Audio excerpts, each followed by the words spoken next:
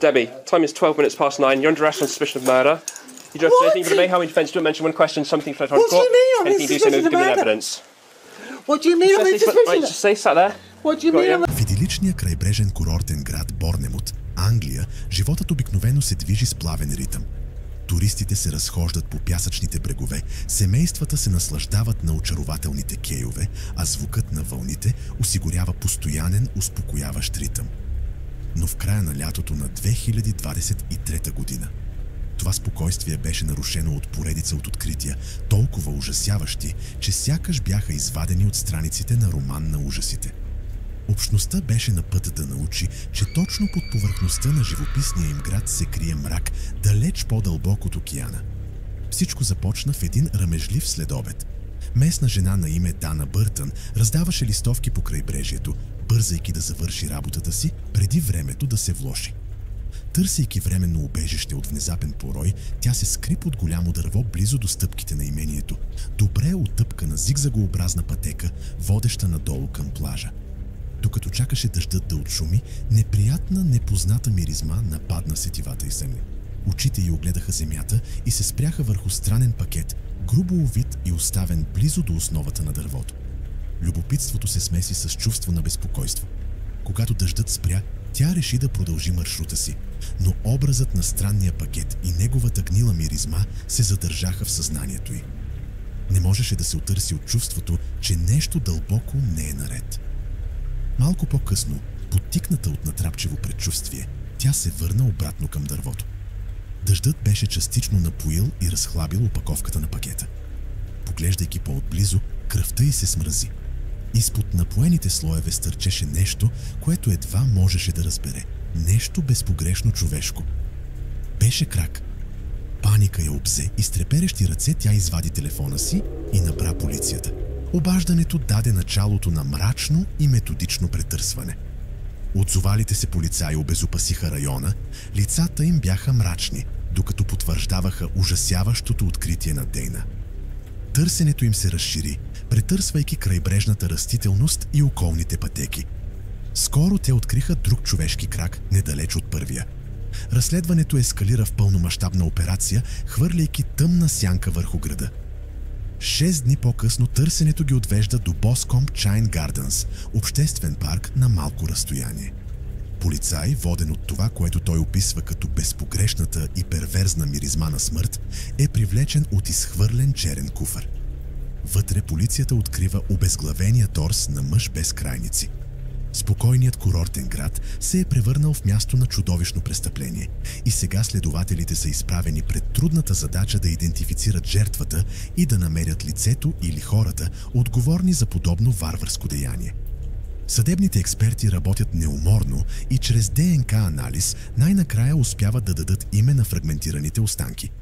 Жертвата е 40 и 9-годишният Саймън Шотен, мъж, чийто живот е бил дълго и трудно пътуване, белязано от борби, които в крайна сметка го довеждат в орбитата на убийците му.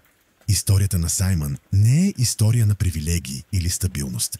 От ранна възраст той сякаш търси място, към което да принадлежи, път, който му се струва правилен.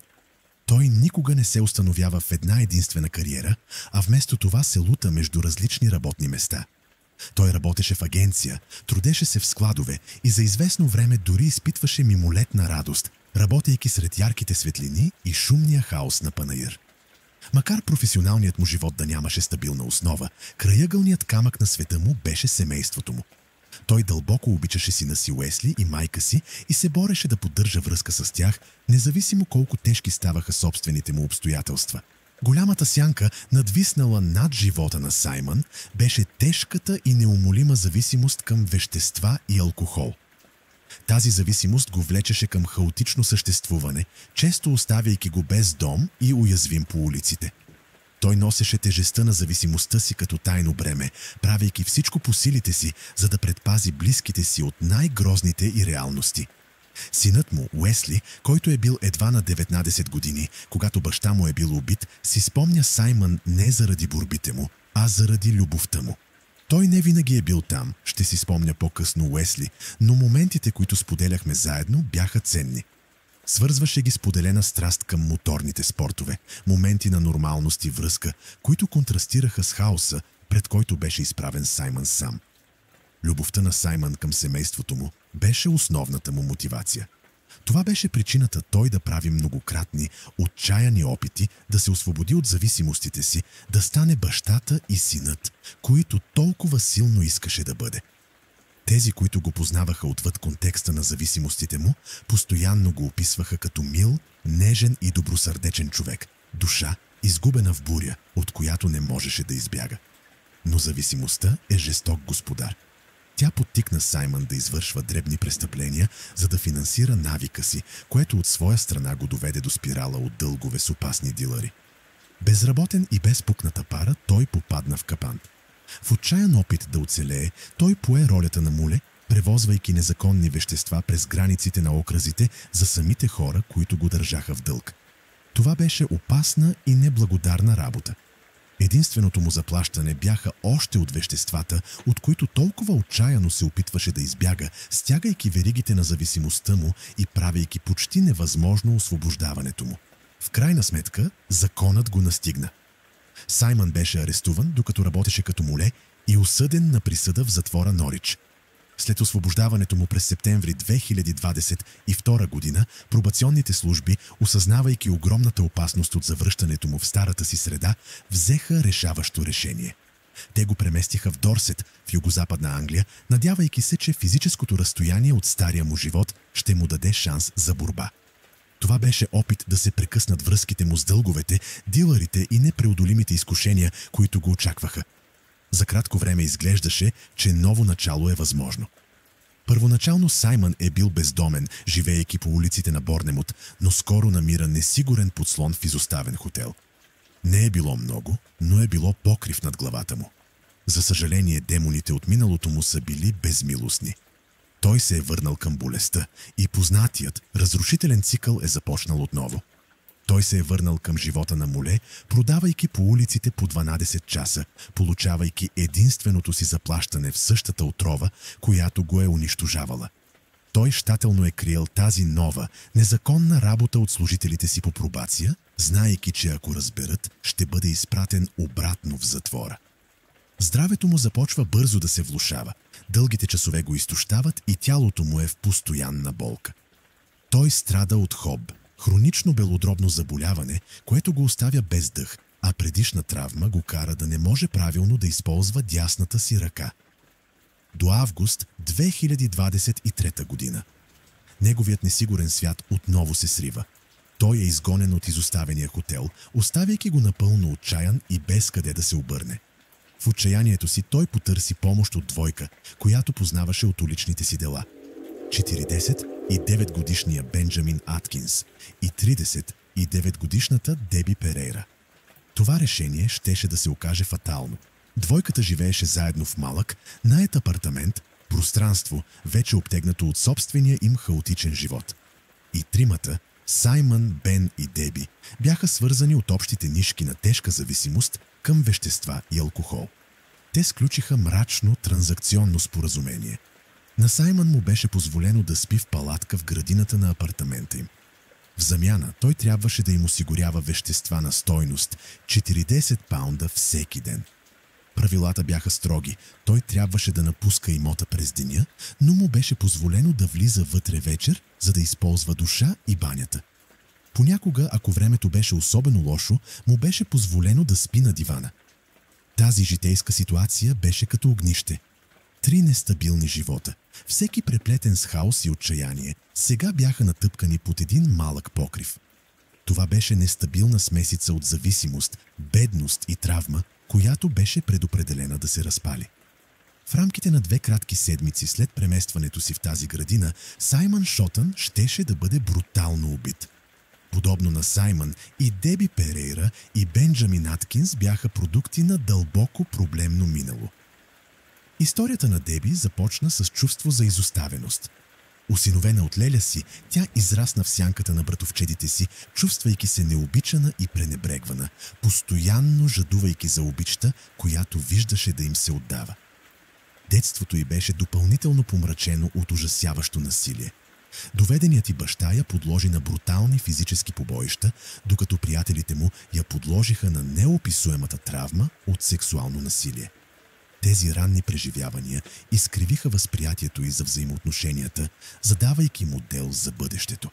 Когато навлезе в зряла възраст, тя се озова в поредица от токсични връзки с мъже, които продължиха цикъла на физическо и емоционално насилие, оставяйки я дълбоко белязана, както отвътре, така и отвън.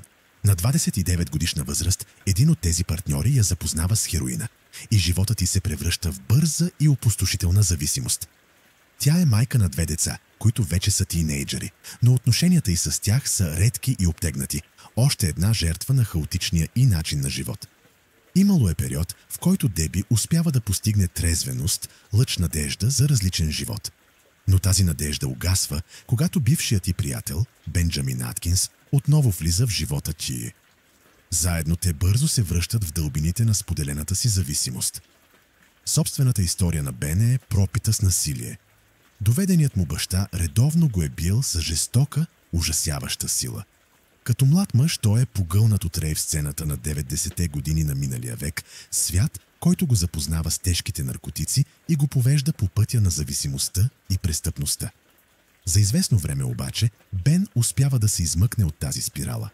След смъртта на любимата си баба, той намира мотивацията да промени живота си. Той изучи занаят, стана квалифициран дърводелец и известно време живее стабилен и продуктивен живот с нов партньор. Но когато тази връзка приключи, докато живееше в Бристъл, животът му отново започна да се разпада. Тогава той се свърза отново с старата си любов. Деби. Пътува до Борнемут, за да я посети и почти веднага се премести в малкия Ита апартамент. Подобно на Деби, Бен имаше деца от предишна връзка, с които почти нямаше контакт. В самото начало мрачното споразумение между триото изглеждаше да функционира. Саймън имаше място за престой, макар и в палатка в градината, а Бен и Деби получаваха ежедневното си плащане за вещества. По някакъв изкривен начин всеки сякаш получаваше това, от което се нуждаеше. Но крехкият мир не продължи дълго.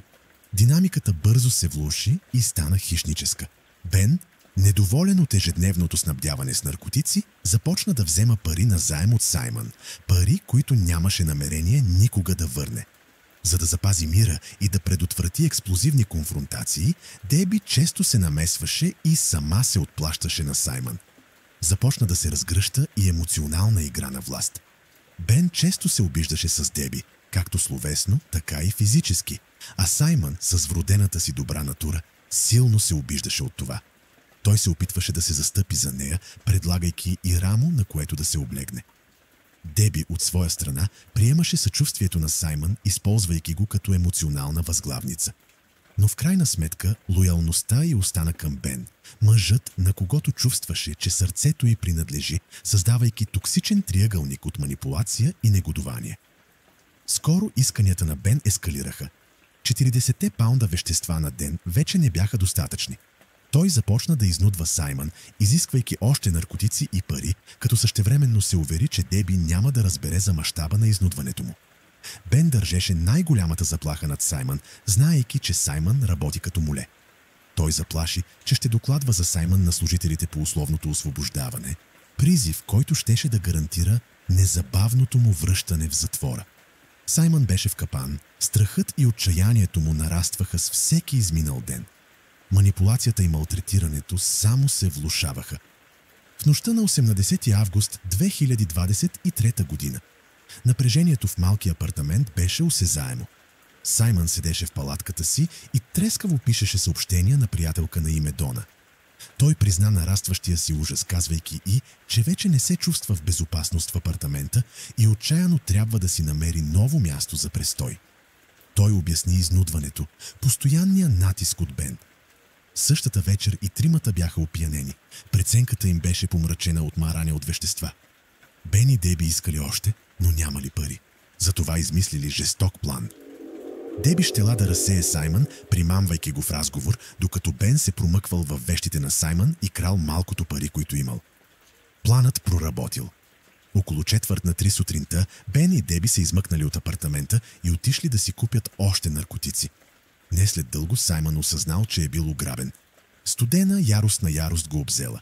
Когато двойката се върнала около 7 сутринта, опиянена и безразлична, Саймън се изправил срещу тях. Бен, арогантен и пренебрежителен, пренебрежителен, просто му се изсмял в лицето. След това той и Деби се оттеглили в спалнята си, заключили вратата и изяли всички новопридобити наркотици помежду си, оставяйки Саймън отвън, кипящ от гняв и нарастващо чувство на страх. Саймън чакал с нетърпение да бъде взет за 12-часовата си смяна като моле. Той изпратил още едно текстово съобщение до колата си, молейки ги да дойдат по-рано от планираното.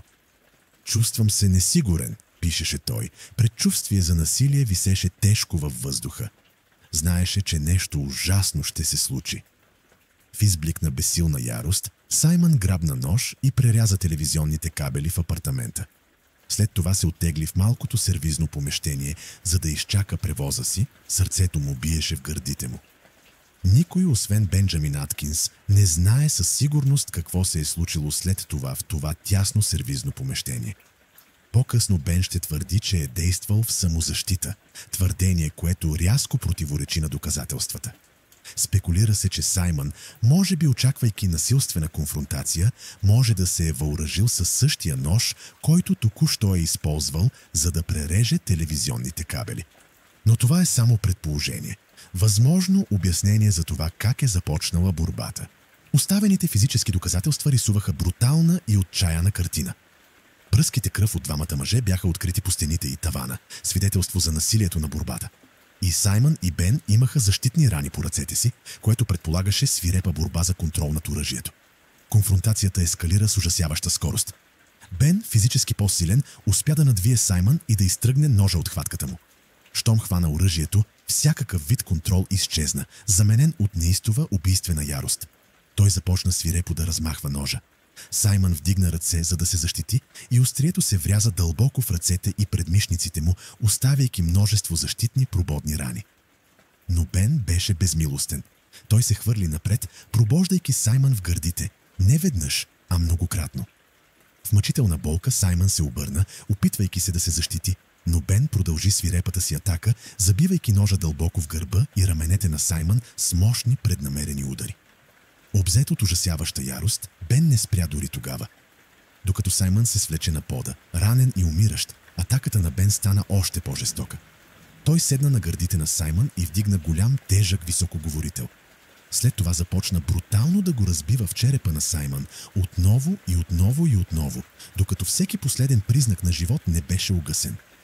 В последен ужасяващ акт на пълно презрение, след като Саймън беше мъртъв, Бен се наведе и избуде окото на жертвата си с палец. Деби, която се беше скрила в спалнята по време на ужасяващите звуци на убийството, се появи едва когато в апартамента настъпи гробна тишина. Тя предпазливо влезе в сервизното помещение и се срещна с сцена на невъобразим ужас. Тя намери Бен все още седнал върху безжизненото, брутално тяло на Саймън. Въздухът беше изпълнен с меден мирис на кръв. Сцената стана още по-сюрреалистична и смразяваща, когато Бен се обърна, погледна я с празно изражение и каза безизразно: «Напика се е!» Нямаше и мисъл да вика линейка, нито момент на паника или разкаяние. Саймън просто беше оставен да умре на пода на сервизното помещение. Първото нещо, което двойката направи след това, беше да вземе лулата на Саймън за крек и да изпуши останалите остатъци от нея. В продължение на няколко часа те седяха в предната стая, другирайки, докато тялото на Саймън лежеше само на крачки от тях. Подхранвани от подновеното си опиянение и постоянното желание за още, те решиха, че трябва да се погрижат отново. Те прерувиха малкото вещи на Саймън, вземайки малкото пари, които му бяха останали. Взели са му и велосипеда, и телефона. Деби, след като разбрала пин-кода на Саймън, отключила телефона и го пререгистрирала на свое име, за да могат да го продадат.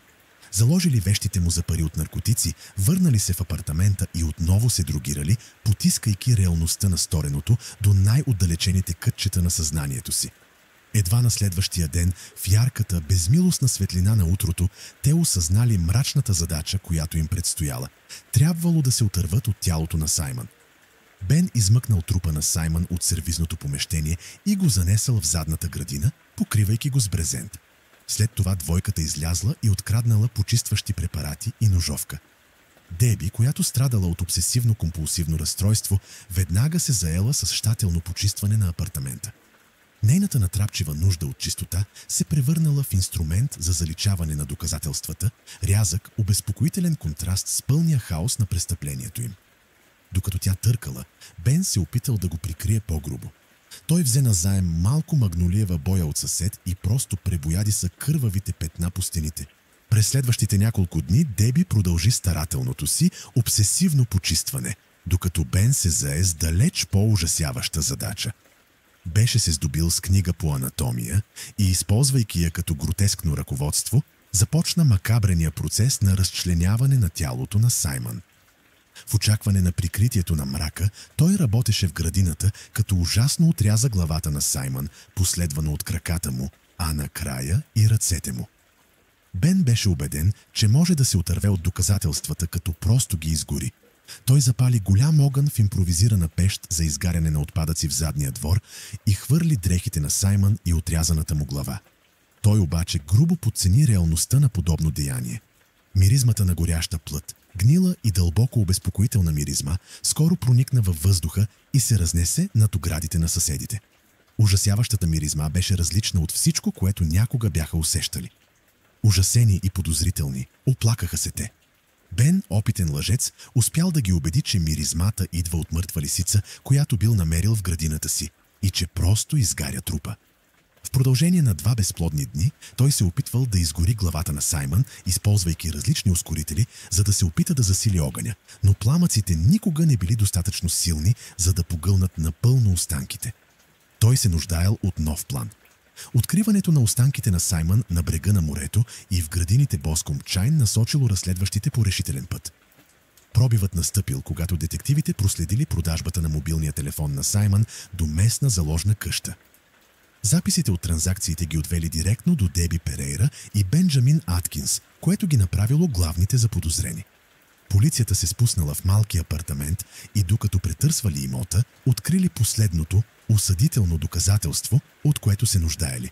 Отрязаните ръце на Саймън, увити в чували за буклук, скрити в градината. Двойката е арестувана по подозрение в убийство. Настанени в задната част на полицейски микробус, те не са знаели, че таен микрофон записва всяка тяхна дума. Разговорът, който последва, е смразяващ прозорец в безмилостните им умове. «Съжаляваш ли за нещо?» попита тихо Деби Бен. Отговорът на Бен е незабавен и ужасяващ. Ще го погледна право в очите и ще кажа: «Да, ще го направя отново и отново. И отново. Ако ме пуснеш днес, ще намеря друг и ще го направя отново». Дилърите на вещества и дилърите убиват, обезглавяват и изяждат скапания. След това той говори за момента на ареста им, когато полицията е претърсвала градината. «Влязох в градината, за да се отърва от шибаните ръце», каза той безпристрастно. Той продължи да отправя наистина чудовищно твърдение към Деби, хваляйки се, че е сготвил главата на Саймън и е изял бузите му. От своя страна Деби не изрази ужас или отвращение. Единствената й грижа беше за себе си. Тя се притеснявала, казала на Бен, че полицията може да открие следи от кръв под ногтите и чрел. Разговорът им показвал пълна и абсолютна липса на разкаяние, смразяващо откъсване от ужасяващото насилие, което са извършили. По време на разпит полицаите настоявали Бен да разбере къде се намира главата на Саймън. От градинското огнище били извадени само малки фрагменти. Бен настоявал, че я е изгорил напълно, твърдейки, че черепът и зъбите са се превърнали в пепел. Твърдение, което съдебните експерти потвърдили, че е невъзможно без индустриален крематориум. И до днес главата на Саймън все още липсва, което лишава семейството му от достойнството на подобаващо погребение. В странен и объркан момент Бен дори попитал адвоката си дали признанието, че е изял главата на Саймън, ще го освободи от отговорност. Въпрос, който разкрил дълбините на неговото покварено и манипулативно мислене. В съда доказателствата срещу тях били неоспорими. Бен Аткинс бил признат за виновен в убийство, възпрепятстване на правосъдието и предотвратяване на погребението на труп. Осъден е на доживотен затвор с минимален срок от 19 години.